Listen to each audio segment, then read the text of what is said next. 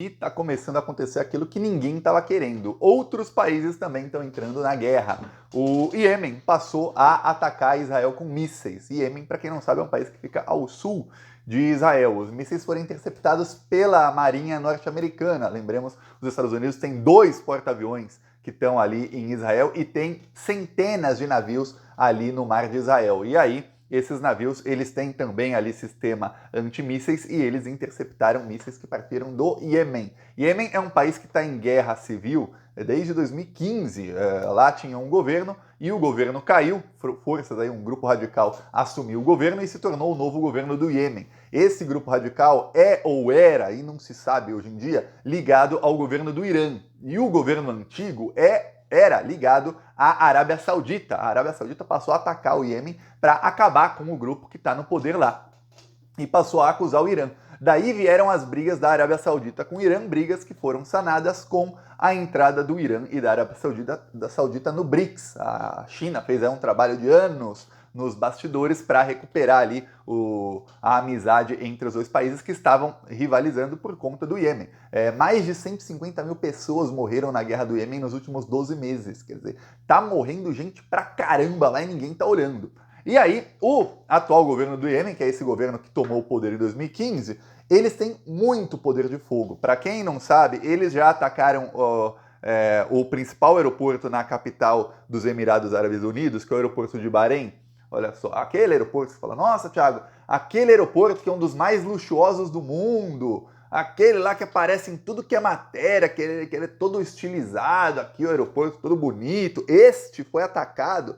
Sim, foi atacado no ano passado. Agora tem uma coisa, o Iêmen fica a mais de 1.700 quilômetros deste aeroporto, ou seja, eles têm mísseis interbalísticos de longo alcance. Eles conseguem conseguir alcançar campos de petróleo, aeroporto. Eu lembro que na época do ataque, foi logo antes de começar o conflito lá na Ucrânia, o preço do petróleo disparou. Aí justo quando o preço do petróleo estava voltando a um patamar mais ou menos normal, que foi depois desse ataque, começou lá na Ucrânia, aí começaram as sanções à Rússia e foi para o espaço o preço do petróleo.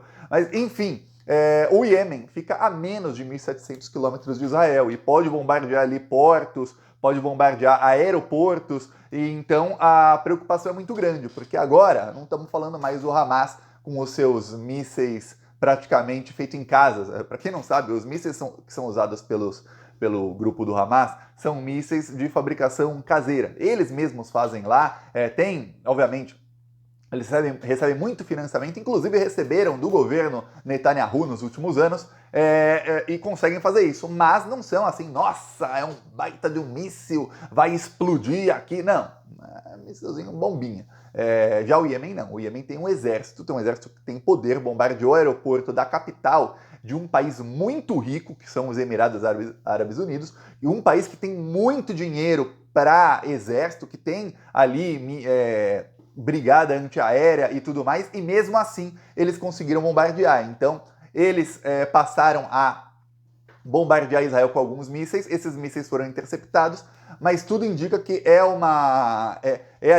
esses primeiros mísseis são ali como se fosse para verificar. Vamos verificar ali como é que tá. Estão interceptando, para depois vir um ataque. O Hezbollah está ameaçando também entrar na guerra e tem grupos ali no Iraque que também estão ameaçando entrar na guerra. Por quê? Porque depois, o que mais viralizou foi o ataque de Israel, o ataque covarde ali, o assassinato de mais de 500 pessoas num hospital. Porém, aquele foi o 11º hospital que foi explodido por Israel. Outros 10 foram explodidos por Israel. A gente fala aí estamos falando aí de mais de 30 escolas, das quais 21 são escolas da ONU que foram bombardeadas. Bombardearam igrejas, estão agora focando em todas as padarias, ou seja, eles querem que não tenha mais distribuição de comida, eles querem que não tenha para onde as pessoas irem. Eles estão ali, o que está fazendo Israel é realmente um genocídio. E esses países árabes, principalmente de maioria muçulmana, esses países estão se unindo contra Israel. Então até as diferenças que esses países tinham, por exemplo, o Iêmen estava ali, chegou a bombardear os Emirados Árabes Unidos,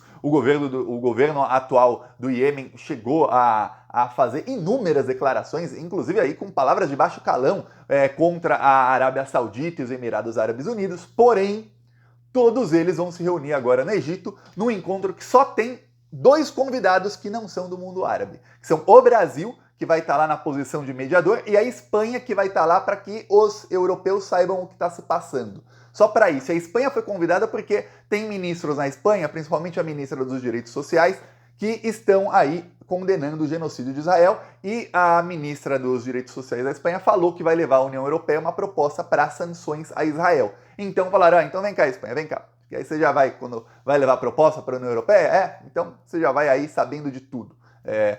E o Brasil vai lá porque hoje quem tem o protagonismo na geopolítica mundial é o Lula. O Biden tentou assumir o protagonismo, tentou ali fazer com que o Brasil adiasse a votação da sua resolução e deu errado o plano do Biden. Aqui uma frase do ex-presidente da França, o Sarkozy.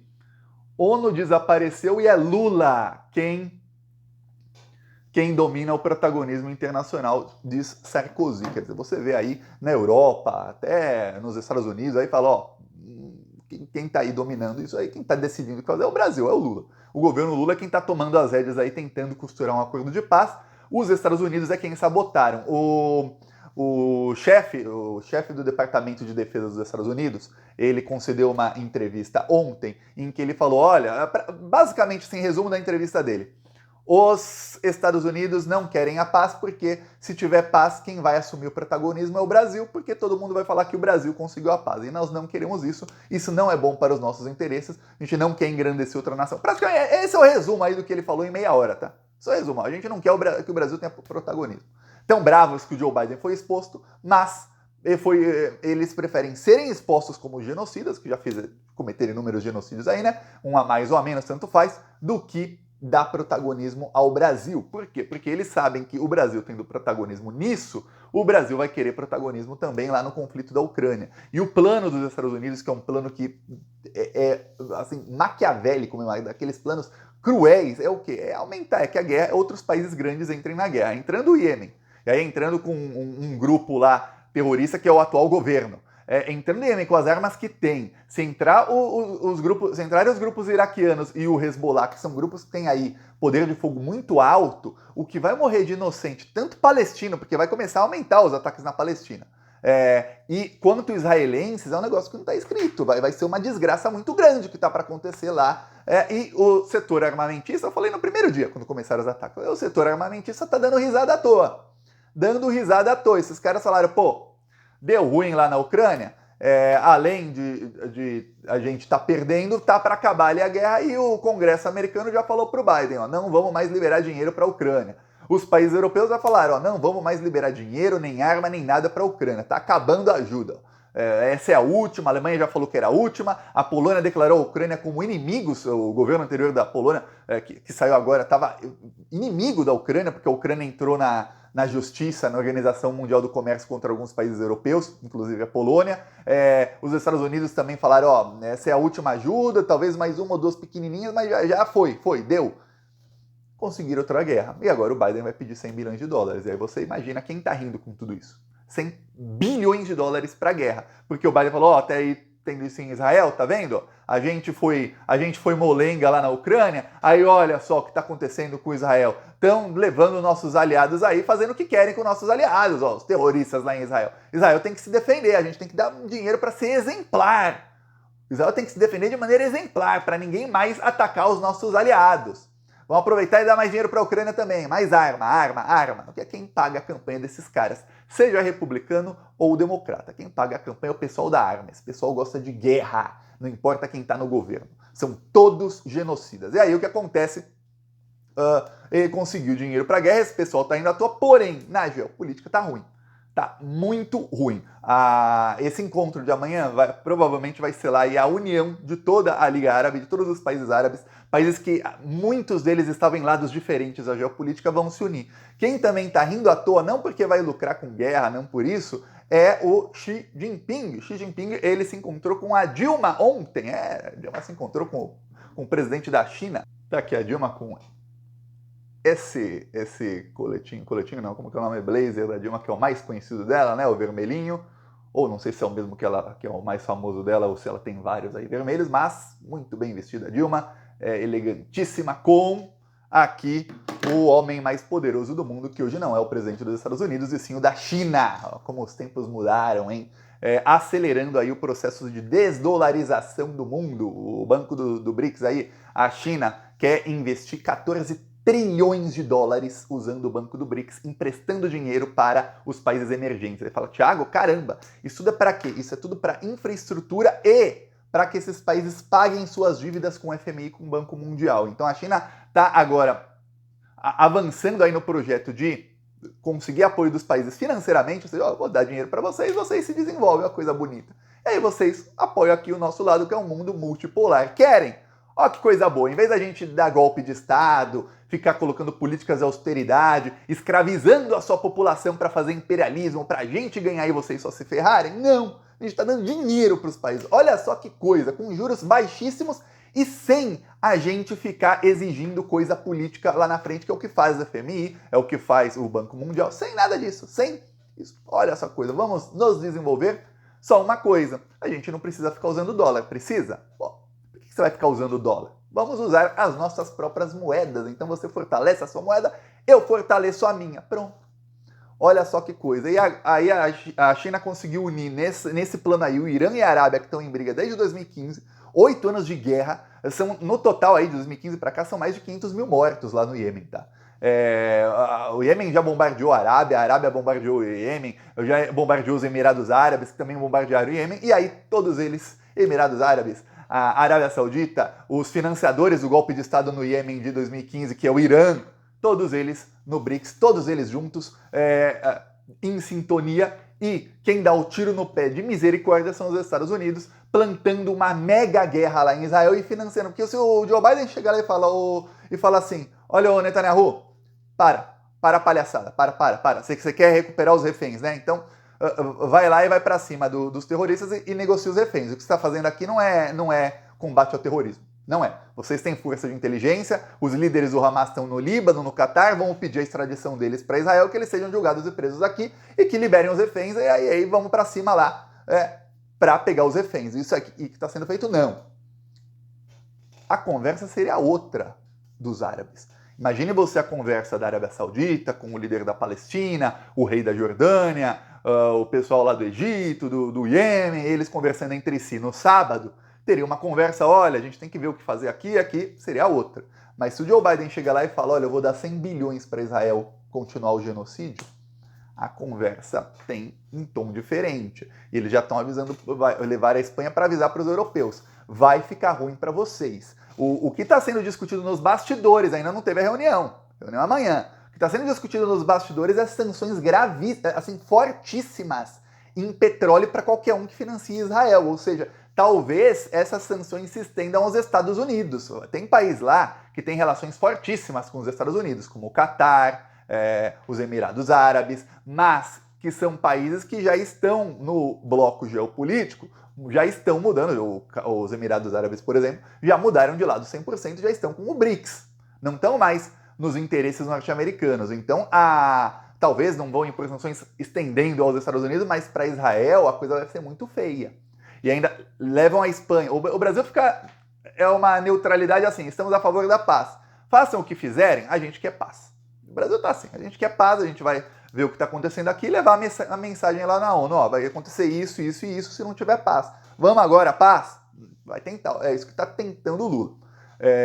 A Espanha vai estar lá, porque a Espanha também é a favor de sanções a Israel, a Espanha vai levar para os europeus. Ó, aconteceu isso, isso e isso, os árabes vão sancionar nós, europeus, se a gente não sancionar Israel. É assim que vai ser a conversa agora, viu? Porque agora a gente está falando de um bloco que até então era a periferia do mundo, é esse pessoal que a vida deles não vale nada, que somos nós, do sul global. Se tem uma guerra no Brasil, se tem uma guerra no Oriente Médio, uma guerra no Vietnã, lá na Ásia, uma guerra em países do sul global, não estão nem aí. A nossa vida não vale absolutamente nada. Se amanhã depois os Estados Unidos invadem o Brasil, bombardeiam São Paulo, matam 1 milhão de pessoas, sabe o que vai acontecer? Vai ter meia dúzia de pessoas tristes aí por 2, 3 dias e depois vida que segue, que se dane, vida de brasileiro não vale nada, não sai nem nas notícias. É assim.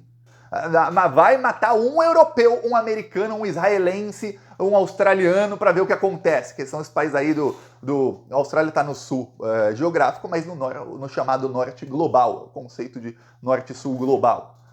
Tá aqui o mapa, ó. Esse é o mapa que eu lembro que eu vi na escola. Norte-sul global, eu chamava de países desenvolvidos e em desenvolvimento. A diferença desse mapa pro mapa atual é que a Rússia passou pro lado de baixo. Só essa, tá? A Rússia veio para cá. Então, quando alguém aí desses países morre, ninguém tá nem aí. Quando alguém europeu morre, então o que vai começar a acontecer é o seguinte, não vai morrer nem europeu com bomba nem nada. Mas prepara que tá chegando o inverno, vocês querem petróleo? Vocês querem gás? O Catar, que é o país desses países do Oriente Médio, é o país que mais tem relações próximas aos Estados Unidos, tem até base militar americana, a maior base militar americana no Oriente Médio fica no Catar.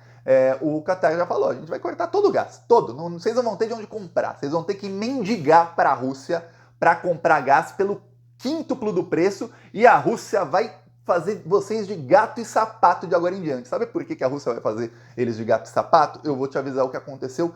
Ontem foi anunciado pelo governo russo que a tubulação que leva, o gasoduto que leva gás da Rússia para a China já está funcionando num volume que é exatamente igual ao volume que a Rússia exportava para a União Europeia antes do conflito na Ucrânia. Ou seja, a Rússia parou de vender para a Europa o gás, a Europa passou a comprar do Catar muito mais caro, e aí a Rússia passou a vender para a China e já está vendendo a mesma quantidade, com gasoduto novo. Então, assim, a Rússia está dizendo, não precisamos dos europeus, a gente não precisa de vocês, a gente pode vender para qualquer um aqui, tem quem compre aqui o nosso gás, o nosso petróleo, o que a gente tem para vender. E agora vocês, os europeus, vocês precisam do gás e do petróleo para não morrerem dezenas ou centenas de milhares de pessoas nos próximos meses no inverno. Vão tentar achar aí de onde comprar o gás. Eu lembro muito bem do presidente da Bielorrússia, que gravou um vídeo cortando lenha e falando, europeus, vão se acostumando a cortar lenha, porque gás não vai ter não. E, conseguiram ali mitigar isso, comprando muito mais caro, as pessoas pobres são as que mais sofrem no Catar. Inclusive, quem me segue lá no Instagram, quando eu estava na Polônia no começo do ano, eu mostrei lá a lenha, como é que é, tudo, porque nas vilas as pessoas não usam mais gás, é lenha lá, porque o gás está caríssimo. E aí, agora, o que dá para acontecer é um desastre aí econômico para os Estados Unidos, para a Europa, um desastre humanitário na Palestina e em Israel cada vez pior. Hoje os israelenses estão assim, nossa, caiu uma bomba aqui, outra ali, bombas pequenas, ninguém mais está morrendo em Israel, mas o que está para acontecer é o seguinte, grupos com bombas fortes chegando aí, olha, era só ter escutado o Brasil, era só ter escutado o Brasil. O Lula tentou, a resolução do Lula ia evitar aí milhares de mortes. O Lula tentou aí evitar uma guerra maior e, infelizmente, tudo indica que a guerra maior vai realmente acontecer. Veremos aí que tenham sorte aí os cidadãos da Palestina, os cidadãos de Israel, as pessoas inocentes, porque o que está para acontecer aí é a guerra piorar. Peço sua inscrição no canal, seguiremos aqui, porque essa análise aí, você não vai ver na Globo não, viu? Na Globo você vai ver gente, Israel está apenas se defendendo, não tem problema algum, esses terroristas palestinos, é assim que você vê lá, viu? Falou!